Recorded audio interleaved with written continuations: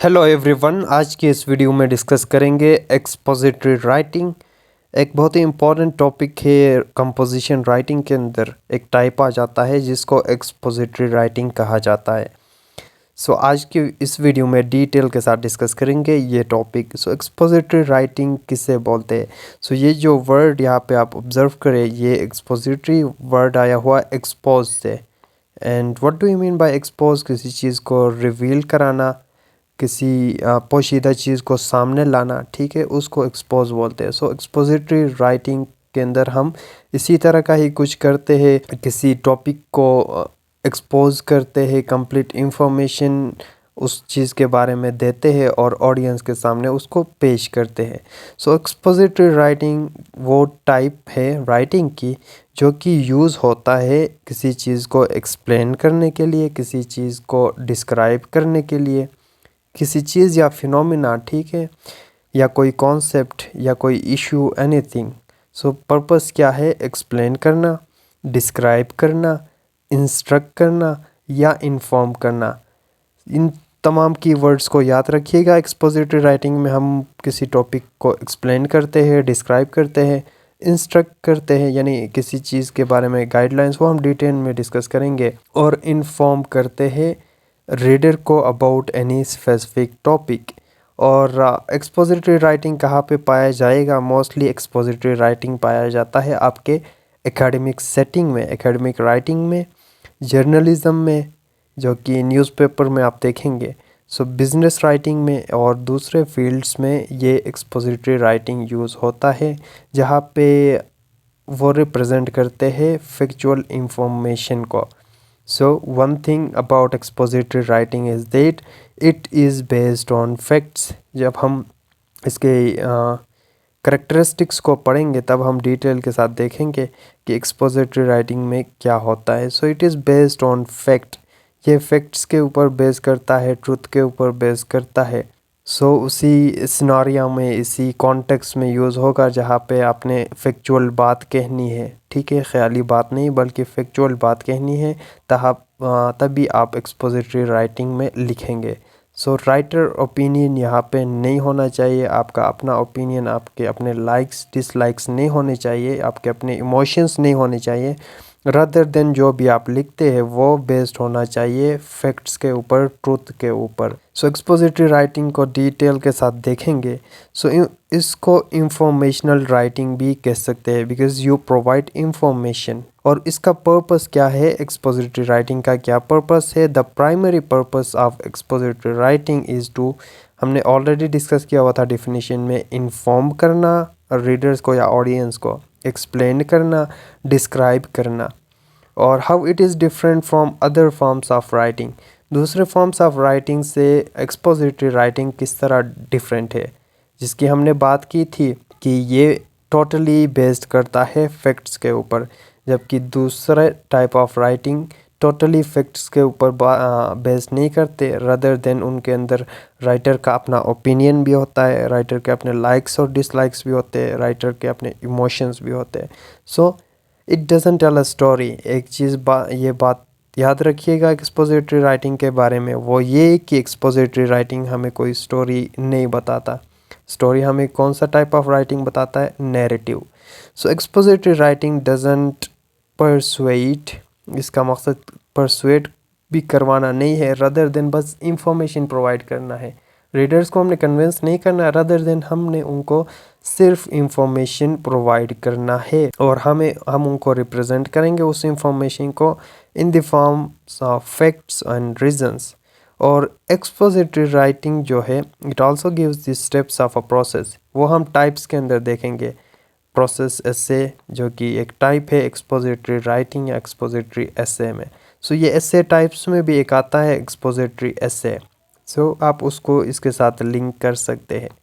Expository writing या expository एसे क्या नहीं होता? ये एक समरी नहीं होता, और ये बुक रिव्यू भी नहीं होता, या कोई बुक रिपोर्ट भी नहीं होता। करेक्टरिस्टिक्स डिस्कस करते हैं कि एक्सपोजिटरी राइटिंग के अंदर क्या क्या होना चाहिए, क्या क्या करेक्टरिस्टिक्स है जो कि डिफाइन करते हैं एक्सपोजिटरी राइटिंग को। पहले हमारे पास क्लैरिटी आता है।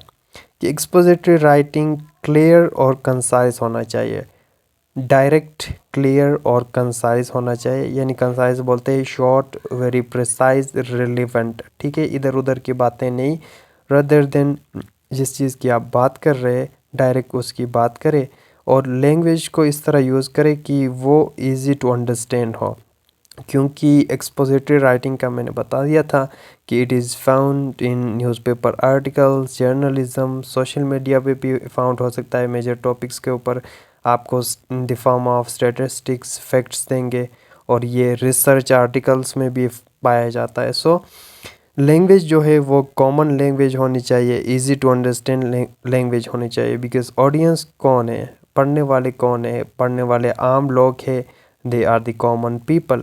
सो लैंग्वेज उस हिसाब से आप यूज़ करें। और दूसरा जो करेक्टरिस्टिक्स है वो ऑब्जेक्टिविटी होनी चाहिए आपके एक्सपोजिटरी राइटिंग में। सो सब्जेक्टिविटी उसे कहेंगे जिसके अंदर राइटर का अपना ओपिनियन हो, अपनी राय हो, अपने पर्सनल प्रेजुडिसेस हो, ठीक है, वो सब्जेक्टिविटी कहलाता है। ऑन द अदर हैंड जब हम ऑब्जेक्टिविटी की बात करते हैं, इसका ये मतलब है कि you are free from any bias, आप किसी तासुब बायस से फ्री होकर लिखते हैं, और आपके अपने personal likes, dislikes, opinion, emotions include नहीं होते, बिल्कुल इन तमाम से फ्री होके एक इम्पार्शियल वे में आप जब आप लिखते हैं तो उसको ऑब्जेक्टिविटी कहा जाता है। इट इज़ ऑब्जेक्टिव होना चाहिए, presenting facts and evidence, only facts and evidence को आप पेश करें विदाउट एनी बायस या पर्सनल ओपिनियन। फिर स्ट्रक्चर की बात करते हैं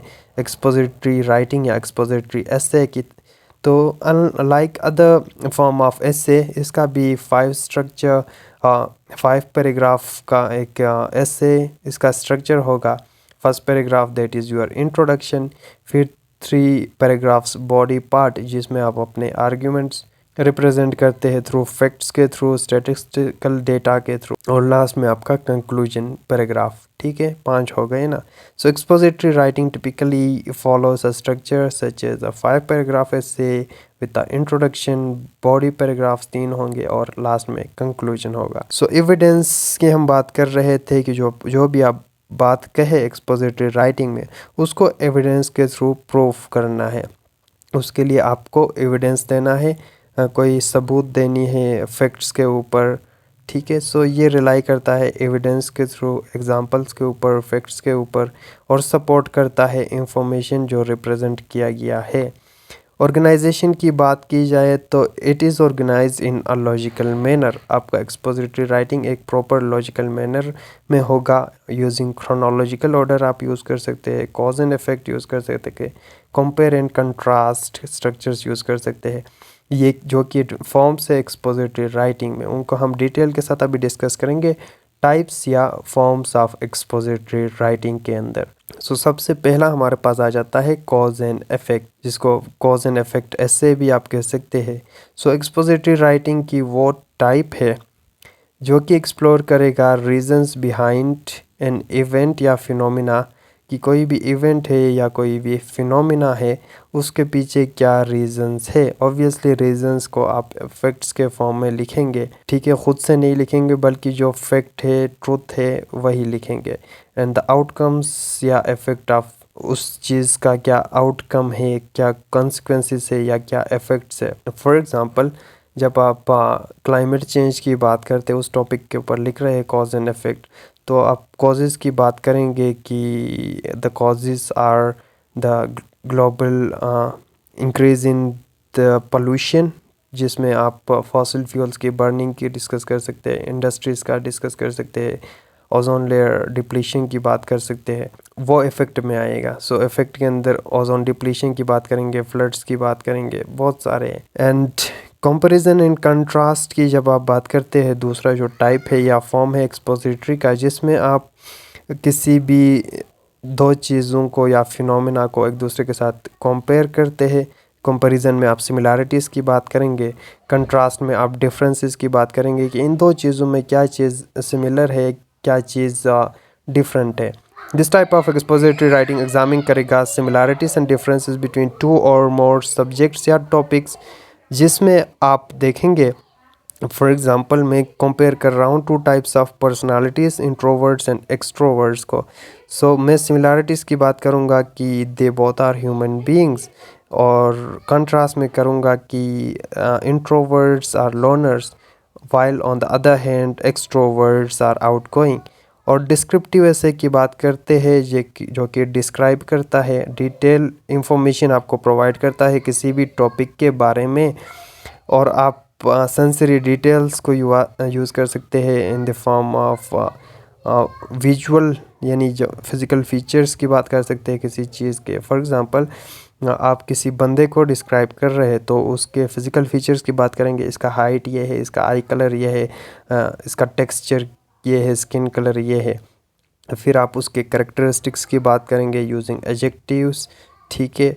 फिर उसके अच्छी पॉजिटिव क्वालिटीज़, बैड क्वालिटीज़, ये सारा टोटली डिस्क्राइब करेंगे। अगर आपने किसी प्लेस को डिस्क्राइब करना हो तो उस प्लेस की ब्यूटी के बारे में बता देंगे, उसके लोकेशन के बारे में बता देंगे, ये सब कुछ पूरा डिस्क्रिप्शन। फिर प्रोसेस ऐसे हमारे पास आ जाता है जो कि किसी भी प्रोसेस के बारे में बताएगा कि कोई चीज़ करते किस तरह है, हाउ टू डू समथिंग और how something works. For example जब आप कोई प्रोडक्ट लेते हैं तो उसमें भी गाइड मैनुअल आपके पास प्रोवाइड होता है कि उस चीज़ को स्टेप बाय स्टेप किस तरह यूज़ करना है। फॉर एग्ज़ाम्पल आपने मेडिसिन ली हुई है, ठीक है, एक कोई सिरप लाया हुआ है, शरबत लाया हुआ है, तो उसके ऊपर इंस्ट्रक्शंस लिखेंगे कि स्टेप बाय स्टेप प्रोसेस की पहले आप पानी में मिला देंगे, मिक्सअप कर देंगे एंड कुछ भी।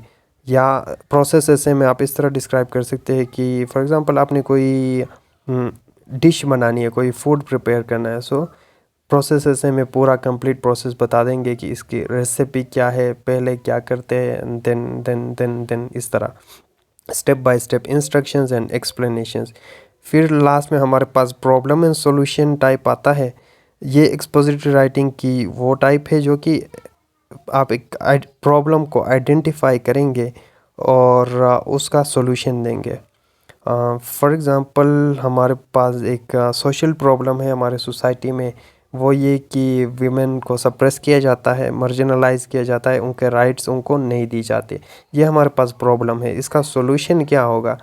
इसका सॉल्यूशन आप देंगे कि women should be given freedom, ठीक है, उनको इक्वालिटी दी जाए, उनके साथ उनको रिस्पेक्ट दिया जाए, अच्छी तरीके से ट्रीटमेंट देनी चाहिए। सो ये पैटर्न है डिस्क्रिप्टिव के अंदर। ऑथर डिस्क्राइब करता है एक टॉपिक को, उसके करेक्टरिस्टिक्स, फीचर्स और एग्जांपल्स की बात करेगा, और सीक्वेंसिंग में ऑथर लिस्ट करेगा आइटम्स को किसी भी सीक्वेंस में, ठीक है। कंपैरिजन में ये सारी चीज़ें मैंने आपको डिटेल के साथ बता दिया था ना, so there is no need of further explanation. So एक 5 पैराग्राफ ऐसे किस तरह का होता है, common method of writing expository writing, जो कि स्ट्रक्चर फॉलो करेंगे 5 पैराग्राफ अप्रोच या 5 पैराग्राफ के ऐसे को। स्ट्रक्चर ऑलरेडी हमने डिस्कस किया, एक इंट्रोडक्टरी पैराग्राफ होगा, 3 पैराग्राफ्स बॉडी में होंगे, 4 हो गए, and last one is your conclusion paragraph.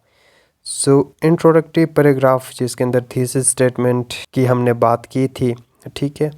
Thesis statement लिखेंगे, मेन आइडिया लिखेंगे ऐसे का, और जो आपके बॉडी पैराग्राफ्स होंगे आप उसी मेन आइडिया को डिफेंड करेंगे आर्ग्यूमेंट्स देके कि मेरा पहला आर्ग्यूमेंट ये है, दूसरा ये है, तीसरा ये है।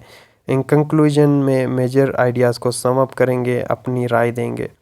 सो एप्लीकेशन क्या है एक्सपोजिटरी राइटिंग की? एक्सपोजिटरी राइटिंग को हम कहाँ पे यूज़ करते हैं?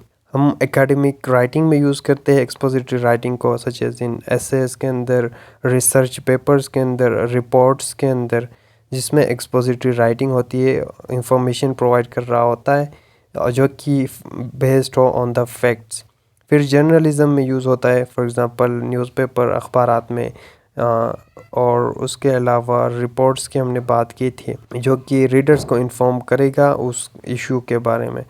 फिर बिज़नेस और टेक्निकल राइटिंग में भी पाया जाता है expository writing, for example in business reports या instructions use expository writing to communicate information clearly and concisely. Or expository writing also, it is also found in non-fictional books, ठीक है। Fiction books वो हो गए ना जो इमेजिनेशन पे base हो, सो नॉन फिक्शन बुक्स में पाया जाएगा जो फैक्ट्स के ऊपर बेस हो, and it is used in non-fiction books to explain the concepts, describe events and provide information on a specific topic. So ये था डिटेल एक्सपोजिटरी राइटिंग के बारे में. Thank you for watching this video.